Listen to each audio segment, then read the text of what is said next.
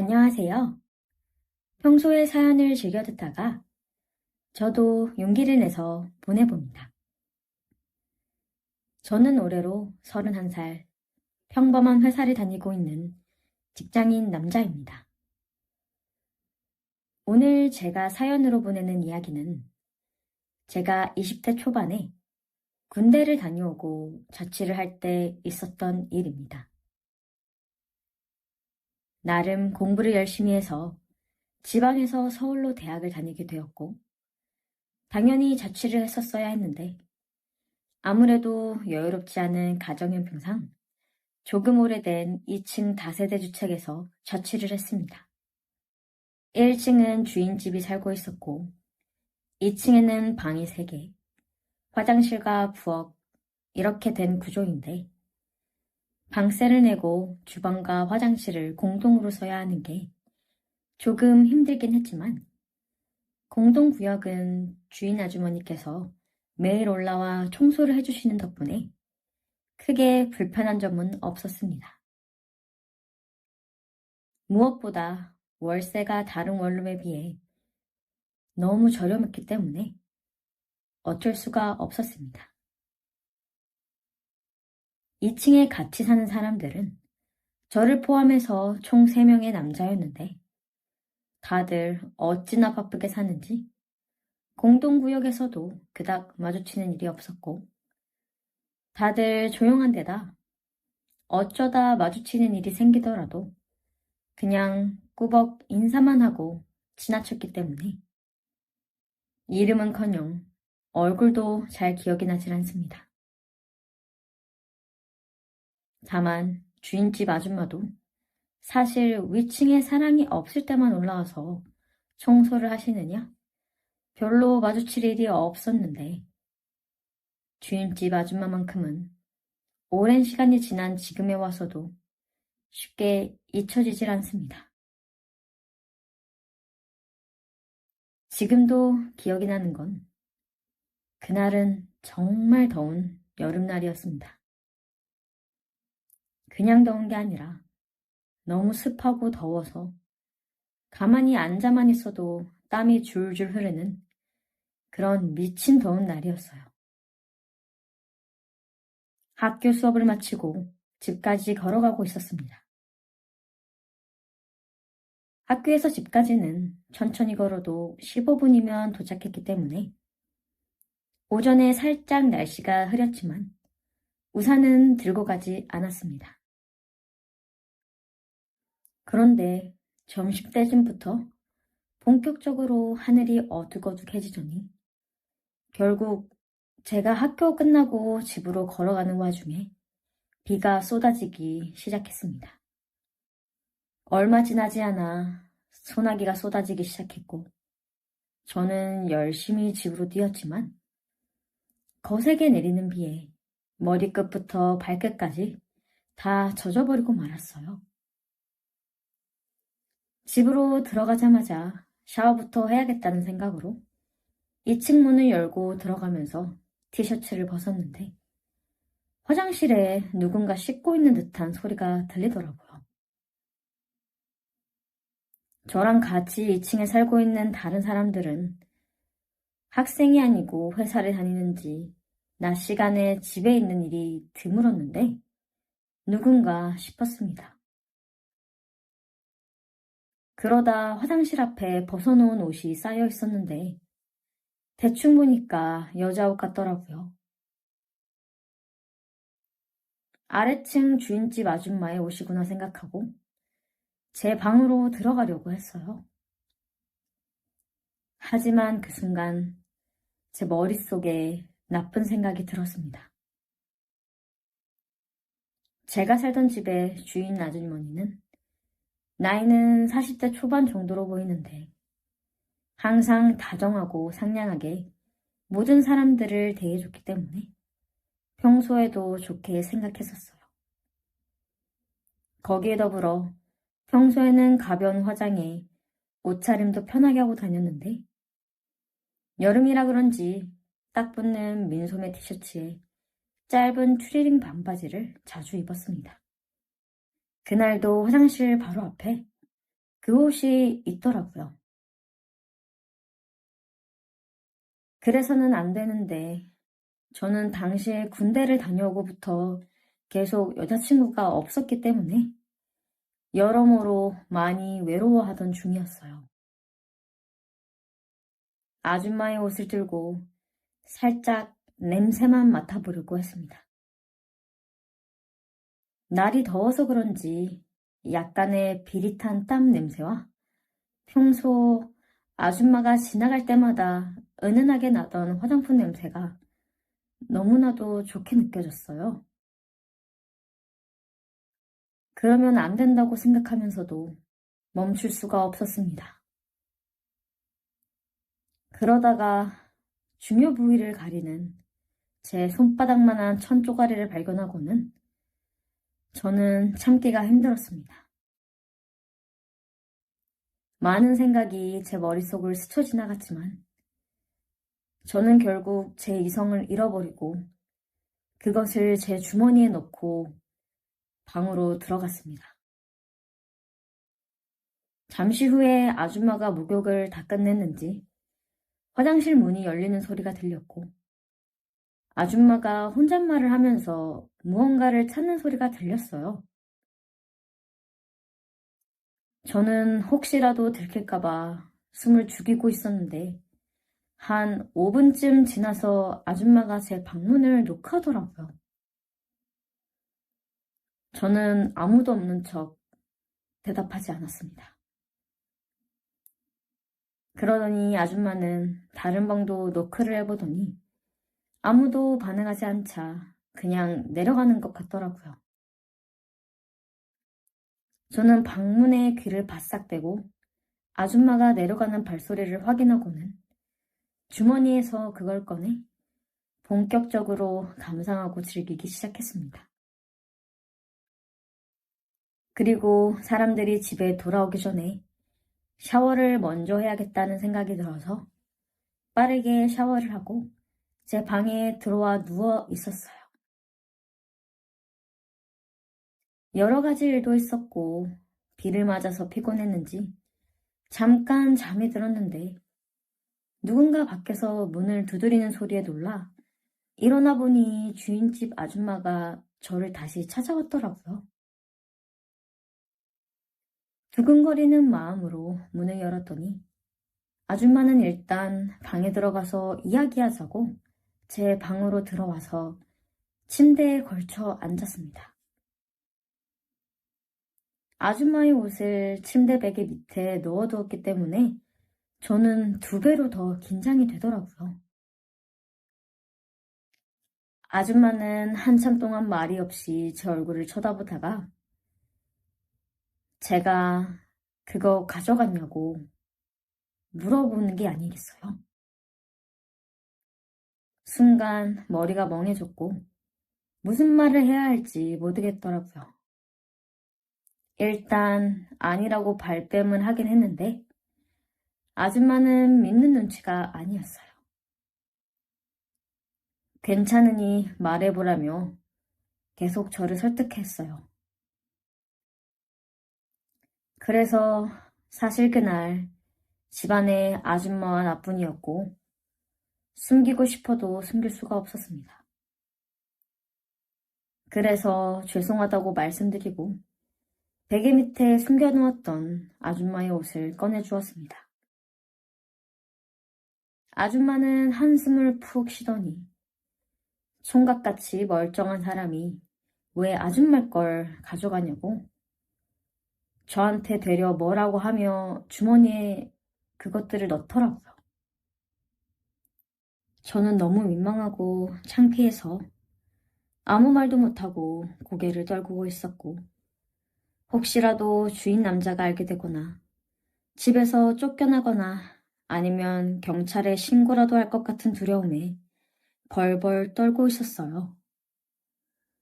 한순간에 잘못된 생각으로 주변에 얼굴도 못 들고 다닐 것 같아서 이제라도 무릎 꿇고 싹싹 빌게라도 해야 하나 생각을 하고 있었는데 그때 아주머니께서 저 겁먹으라고 그런 건 아니라고 하면서 저를 꼭 안아주시더라고요. 따뜻한 온기에 마음이 풀리면서 눈물도 차올랐습니다. 아줌마가 안아주고 등을 쓸어줘서 간신히 진정하고 눈물도 멈췄습니다. 아줌마는 나이도 훨씬 많은 자기가 왜 좋냐고 말하면서 마냥 싫지는 않았는지 입은 싱글싱글 웃고 있더라고요. 저는 이때다 싶어서 제가 만난 사람들 중에서 아줌마가 제일 이쁘다고, 제 또래 여자아이들은 여자로 보이지도 않는다고 대답했습니다. 그랬더니 아줌마가 갑자기 제 입술을 덮쳤습니다. 진짜 깜짝 놀랐지만 그토록 바라고 원했던 일이라서 저도 눈을 감고 적극적으로 아줌마를 받아들였어요. 한참 동안의 입맞춤이 끝나고 아줌마는 얼굴까지 빨개져서 오는 일은 잊어버리라고 말하며 제 방에서 나갔지만 어떻게 제가 그 일을 잊겠습니까? 그 집에서 거의 2년 동안 살았었는데 그 뒤로 아줌마와 낮에 아무도 없으면 제 방에서 만나는 게 서로 간의 약속이 되었어요. 아줌마는 말도 안 된다고 했지만 누구보다 원하고 있었습니다. 그렇게 2년 가까운 시간 동안 아줌마와 정말 즐겁게 보내다가 그 집 계약이 거의 끝나갈 쯤에 제게도 여자친구가 생겼습니다. 제가 사는 집에 꼭 와보고 싶다 해서 한 번 데려온 적이 있었는데 2층 올라가는 계단 앞에서 아줌마와 저희 둘이 마주치게 되었어요. 몰래 왔다가 가려고 했는데 사실 저는 너무 놀랐었습니다. 아줌마는 아무렇지도 않는다는 듯이 여자친구냐면서 재미있게 놀다 가라고 하더라고요. 오히려 제 마음이 더 찝찝했습니다. 그 뒤로 다시는 아줌마가 제 방에 놀러 오는 일은 없었고 저도 2달쯤 남은 집 계약이 끝나자마자 다른 방을 구해 이사를 했습니다. 아줌마와는 살면서 한 번도 마주친 적이 없었고 그때 만난 여자친구와도 얼마 지나지 않아서 헤어지게 됐어요. 요즘도 가끔 비가 억수같이 내리는 여름날엔 그날의 기억과 아줌마의 냄새가 나는 것 같은 착각에 빠지곤 합니다. 어떻게 보면 이상한 경험이지만 제 젊은 날의 몇 안 되는 즐거운 추억이라서 잊어버리고 싶지가 않네요. 제 이야기는 여기까지입니다. 끝까지 들어주신 모든 분들께 감사드려요. 안녕하세요. 썰스타그램입니다. 오늘의 사연 시작해 볼게요. 저는 학창시절 우울증을 아주 심하게 앓았어요. 우울증을 시작으로 불안증, 공황장애, 불면증, 대인기피증, 거식증 등 정신질환은 한 번씩 겪어봤고요. 그렇다고 제가 특별한 사연이 있다거나 한 건 아니었어요. 부모님 2분은 절 매우 이해해 주시고 사랑해 주셨고 하나 있는 언니는 나름 절 아껴주었죠. 오히려 지극히 평범하고 행복하고 또 화목한 집안에서 저는 소외감을 느끼기도 했었어요. 난 언제나 가슴 한켠 우울함을 안고 살고 있는데 집의 구성원은 나를 제외하고 완벽한 것 같다는 생각? 그 생각이 절 괴롭혔어요. 사실 그렇지 않다는 것도 다 알고 있었어요. 가족들은 절 매우 사랑해주고 아껴준다는 것도요. 그 우울한 생각들조차 제 피해 망상이었던 것 같아요. 단지 전 제 이상과 현실의 괴리감 때문에 늘 무너졌던 것 같아요. 하고 싶은 것은 너무 많고 너무 높은 곳에 있는데 나는 아무것도 할 수 없고 무기력하다 여겼어요. 학교 상담 선생님은 제게 하고 싶으면 하면 되는 건데 왜 못하는 거냐고, 주변에서 말리는 것도 아닌데 왜 그렇게 우울하게 있느냐고 이야기하기도 했었죠. 그런 상황은 당사자가 아니면 이해하기 힘들 거예요. 아무것도 해낼 수 없을 것 같은 기분, 침대 속에 파묻혀 아주 깊은 나락을 끝을 모른 상태로 떨어지는 기분이었죠. 꿈 같은 이야기지만 저는 그림을 그리고 싶었고, 하늘을 날고 싶었고, 사랑을 하고 싶었으며, 또 행복하고 싶었어요.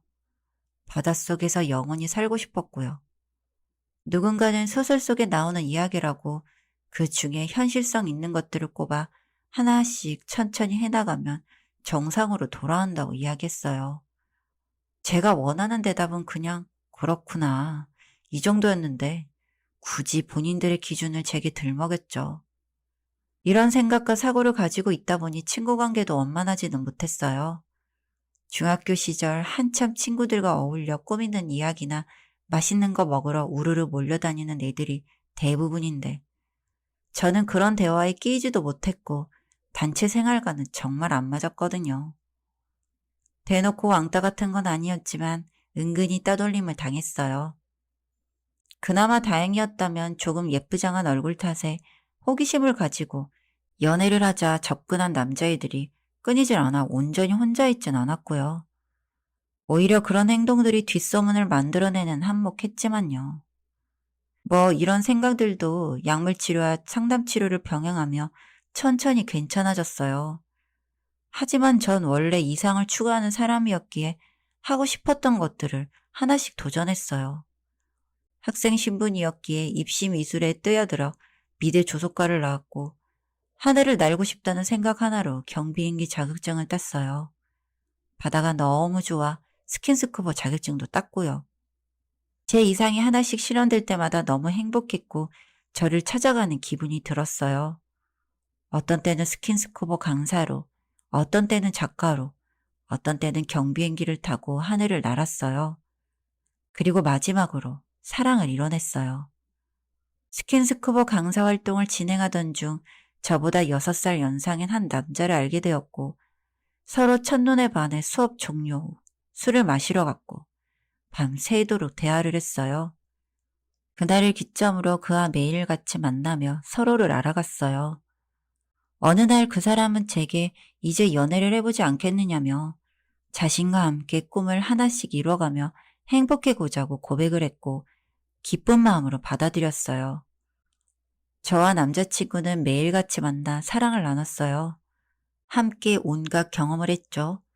경비행기를 타고 하늘을 가르며 웃으며 사랑한다 이야기를 했고, 사람들이 알지 못하는 바다의 모래사장에서도, 또 바닷속에서 서로를 갈망하며 사랑과 관계를 나누기도 했어요. 어디에서도 그 누구와도 경험할 수 없는 황홀한 기억들이었어요. 그런 시간들을 쌓아가며 저는 그 사람을 더 사랑하게 되었어요. 진실한 사랑은 이런 거구나. 그런 사랑으로 비롯한 행복은 이런 거구나 하는 생각을 하게 되었죠. 그런 사랑과 행복을 맛보니 이제는 안정적인 삶을 추구하게 되었어요. 그래서 저는 그 사람과 안정적이고 행복한 연애를 하기 위해 바리스타 자격증을 땄고, 부모님의 도움으로 그 사람의 회사 앞에 작은 개인 카페를 열었어요. 점심시간마다 슬쩍 저를 보러 와 같이 대화도 하고, 퇴근을 하면 카페에서 이야기도 하고, 퇴근 후에는 뜬금없이 야경을 보러 가거나 바다를 보러 가기도 했어요. 주말이면 갑작스러운 무계획 여행도 즐겼고요. 고정적인 수익과 안정적인 사랑의 감정, 꾸준한 행복. 제 삶은 이제 완벽하다는 생각까지 했죠. 그런데 너무 행복하면 불안한 감정, 누군가는 공감할 거예요. 전 너무 행복하고 안전한 삶에 불안함을 느꼈어요. 그 불안함은 뜬구름을 잡는 감정이 아닌 근거가 있는 감정이긴 했었죠. 남친은 늘 제 곁에 있었지만 늘 어딘가 다른 곳을 보는 듯한 기분이 들었어요. 예를 들면 제 앞에선 절대 받지 않는 전화라거나, 함께 수집장에 사진을 찍어도 한 번도 프로필에 올리지 않는다거나, 연애를 이어간 지 꽤 오랜 시간이 흘렀음에도 개인 SNS 마팔로우도 계정도 알려주지 않았고, 자취를 한다는 본인 집으로 초대 한번 해주지 않았어요. 제 집에는 자주 들락거렸거든요. SNS의 경우 계정은 있는데 저와 연락하고 저와 함께할 때면 늘 지니고 있던 폰에는 깔려 있지도 않더군요. 그 폰은 제게 늘 오픈하고 있었고 그 속에는 저와 함께한 내용뿐이었어요. 연락처에 저장된 번호도 제가 아는 남친의 친구들과 저뿐, 흔한 부모님 번호도 없더라고요. 또 남친은 휴대폰이 2대가 있었는데 다른 한 대는 업무용 휴대폰이라며 번호조차 알려주지 않았죠. 묘하게 선을 긋는 듯한 행동들에 의심과 불안은 저도 인지 못하게 쌓여갔어요. 그래도 워낙 자주 만나고 자주 연락을 했었기에 그냥 넘겼었는데 한 날은 그 불안함 감정이 넘쳐 하면 안 될 행동을 하고야 말았어요. 네, 남친이 절대 보여주지 않던 업무용 휴대폰을 몰래 봤어요. 비번은 제가 알고 있는 다른 휴대폰 비밀번호와 동일했어요. 그 휴대폰 내용을 보고 저는 절망했습니다. 사실 끼케야 양다리라거나 아니면 숨겨진 비밀이 있다는 등의 드라마나 소설에 흔히 나오는 이야기일 거라 생각을 했어요. 전 남친을 정말 사랑했기에 바람을 폈다고 하더라도 한 번쯤은 대화를 통해 해결할 마음까지 있었죠. 그런데 남친은 유부남이었어요. 그것도 자식이 2이나 있는. 내 남편이 바람을 핀 것도 아니고 내 남친이 양다리를 걸친 것도 아닌 그저 내가 내연녀였다는 사실에 세상이 무너지는 충격을 받았어요. 그리고 고민했어요. 그냥 모른 척 할까? 이대로 모른 척 살아도 나는 충분히 사랑받고 있고 또 행복한데. 이건 아니라는 걸 이제는 알지만 그 당시엔 그런 생각들을 했었어요. 정말 사랑했던 남자친구가 평생을 넘겨줘도 그저 행복하기만 할 거라 생각했던 남자친구가 유부남이었고 나는 세컨드, 어쩌면 그 이상일 수도 있었다는 생각은 시간이 지날수록 저를 좀먹었어요. 휴대폰을 본 당일날은 모른 척 넘겼지만 시간이 흐르며 그 사람의 얼굴을 볼 때마다 느껴지는 역겨움은 정말 참을 수가 없었어요. 그렇게나 나를 사랑한다는 얼굴을 하며 집으로 돌아가면 자상한 아버지 흉내를 내고 있었다는 것도 수없이 많은 밤을 함께 보내며 사랑을 나눴지만 그보다 더 많은 날을 본처와 함께 지냈다는 것도 전부 역겨웠어요. 사랑은 흐려지고 분노만 남았어요. 완전히 사랑이 흐려지고 더러운 감정만 남게 된 후 저는 증거를 모으기 시작했어요. 그 사람이 작정하고 유부남인 것을 숨긴 부분, 제게 사랑한다는 말을 익숙하게 내뱉는 그의 목소리, 통화 내역, 카톡 내용 등등 모든 것들을요. 이렇게 하나하나 정리해보니 이상한 부분들이 참 많더라고요. 그중 하나가 출장을 가게 되어 그 사람이 혼자 자게 되는 날이면 늘 절 부르거나 폰 땡땡을 요구했는데 집으로 가는 날엔 자기 전 전화도 특별한 요구도 없었거든요. 아무튼 대부분의 것들을 전부 정리하고 저는 그 사람의 본처에게 제 카페로 와달라는 문자를 보냈어요. 그리고 본처에게 모든 사실을 말했어요. 그분은 이미 남편이 외도 중인 사실을 알고 있었고 증거를 모으는 중이었다고 하네요. 저뿐만 아니라 다른 사람도 있었다고 하고요. 한 사람이 몸이 여러 개도 아니고 어떻게 3명의 여자와 연애를 정말 믿을 수가 없었어요. 본처와 저를 제외한 또 다른 여자와는 폰으로만 연락하고 아주 가끔 만나는 식으로 연애를 이어갔다네요. 그리고 아이들도 본처와 남친 사이의 아이가 아닌 남친이 과거 실수로 인해 데리고 온 아이였다고 하네요. 정말 어떻게 사람의 탈을 쓰고 그런 식으로 사람을 가지고 놀 수가 있는지. 그분도 남편이 2 여자와 외도를 하는 사실은 몰랐다고 되려 제게 미안하다 사과를 했고요. 그쯤에는 완전히 사랑도 분노로 뒤바뀌어 어떻게 복수를 할지 그 생각뿐이었어요. 본처인 언니와는 그날 많은 대화를 하며 어느 정도 친해졌어요. 언니는 제 증거자료와 언니가 모은 자료들로 남편을 고소할 예정이고 가능한 최대한 많은 위자료를 끌어모으겠다 이야기했어요. 저는 법적인 책임을 각오하고 그 인간의 주변 사람들에게 이러한 내용을 폭로하겠다고 했어요. 언니는 절 말렸지만 전 상관없었어요. 저에 대한 안 좋은 소문이 돌더라도 법적인 처벌을 받더라도 그 인간에게 복수를 할 수 있다면 다 좋았어요. 그리고 저희는 계획을 실행했죠. 그 전에 또 다른 피해자에게 연락해 이런 일이 있을 것이니 미리 피하건 같이 복수를 하건 하자고 했고요. 그분은 동참하지는 못하지만 증거자료를 구할 수 있는 한 정리해 넘겨주겠다 이야기했어요. 언니는 그 인간과 그 인간의 부모님 앞에서 증거자료를 펼치고 이혼소송을 하겠다 이야기한 후 법적인 싸움에 뛰어들었어요. 저는 제가 운영하는 카페 인스타, 제 인스타에 그 인간의 계정을 태그하고 모든 사실을 낱낱이 밝혀 공론화했고요. 그 인간은 회사 바로 앞에 있던 카페였기에 회사 사람들 사이에서 소문이 나는 건 시간 문제였고, 그 사람은 제 카페로 찾아와 제게 욕을 하며 절 폭행하려 했지만 주변 손님들의 만류로 제지당했고, 전 곧바로 경찰에 전화해 폭행 미수로 신고를 했습니다. 결국 이혼은 성사되었고 막대한 보상금과 위자료를 물어야 했고, 전 폭행 미수와 욕설과 협박건으로 인해 합의금을 받았고요.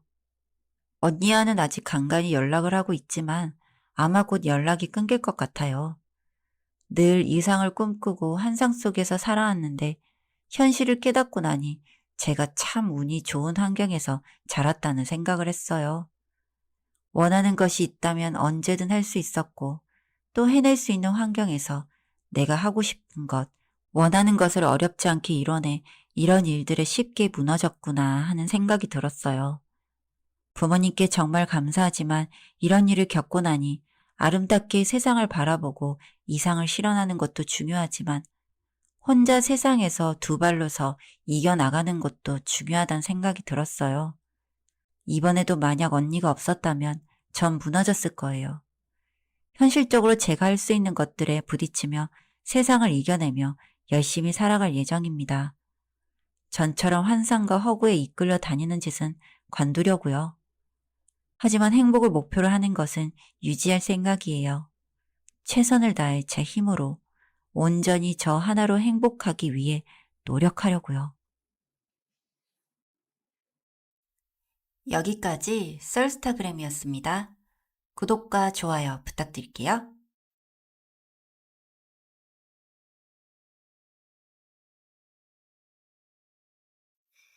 어서 오세요.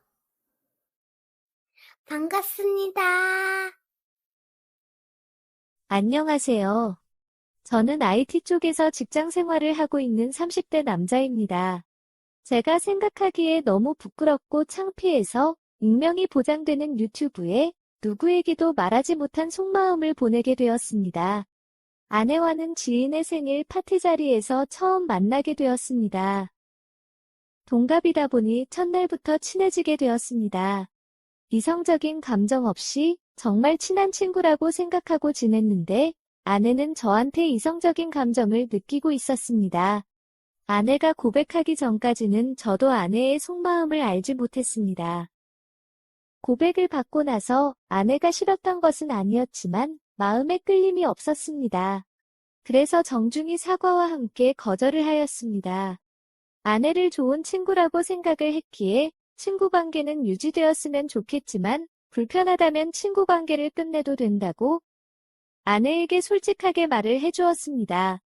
아내를 알았다면서 한동안 연락이 없길래 완전히 인연이 끊긴 줄 알았는데 몇 주가 지나서 모임 자리에서 만났는데 아무 일도 없다는 듯이 편하게 저를 대해주었습니다.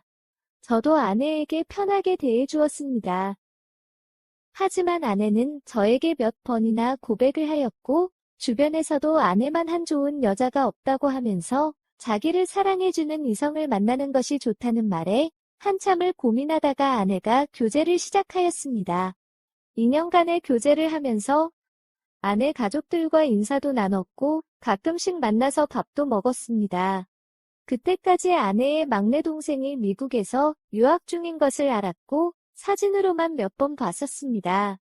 그런데 결혼식에 온 막내 처제를 처음 보면서 하늘이 무너지는 줄 알았습니다. 누구나 자기 가슴에 이상형이라는 것이 있고 그 이상형을 만나길 원하고 찾아보지만 만나는 것이 쉽지 않습니다.